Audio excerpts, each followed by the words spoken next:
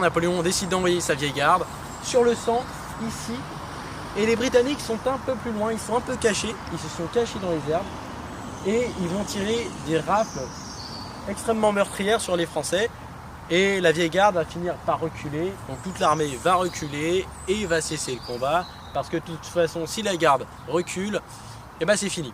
Et la garde va se regrouper de l'autre côté. On a souvent l'image du dernier carré de la garde, en réalité il y en avait plusieurs.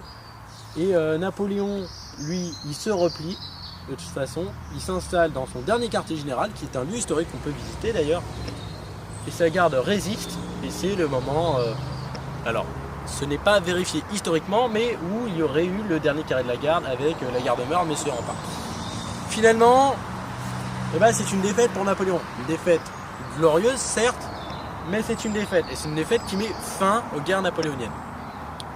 Grouchy, de son côté, lui, il a battu la moitié de l'armée prussienne avec seulement 30 000 hommes à Wavre. Seulement, cette victoire n'a servi strictement à rien, puisqu'elle ne va pas changer le cours. Napoléon, lui, il se replie en France et abdique le 22 juin 1815, puis ensuite se rend aux Anglais et part sur l'île de Sainte-Hélène. Aujourd'hui, de cette bataille, il ne reste pas grand-chose, mis à part les 3 fermes ou encore des lieux qui commémorent la bataille, comme la butte du Lion, qui commémore exactement, il serait exactement l'endroit où le prince d'Orange aurait été blessé pendant la bataille.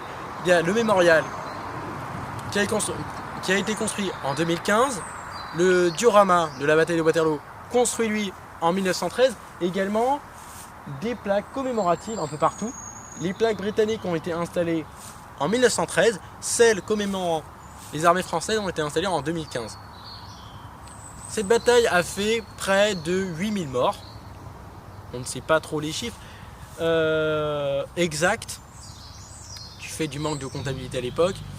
Seulement, après la bataille, de nombreux crimes de guerre vont être commis par les Prussiens et les Britanniques. Les Prussiens qui vont exécuter les Français juste pour le plaisir. Les Britanniques, en revanche, eux, ils vont le faire pour récupérer leurs chapeaux, en particulier les grenadiers de la garde impériale, qui vont être faits prisonniers, vont être exécutés pour récupérer leurs chapeaux, qui va devenir les chapeaux de la garde royale britannique. Voilà. Alors, c'est tout pour aujourd'hui.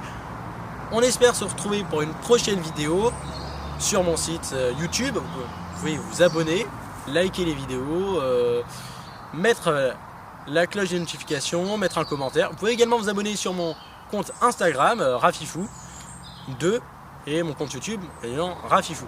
On se dit donc du coup à une prochaine vidéo. Voilà.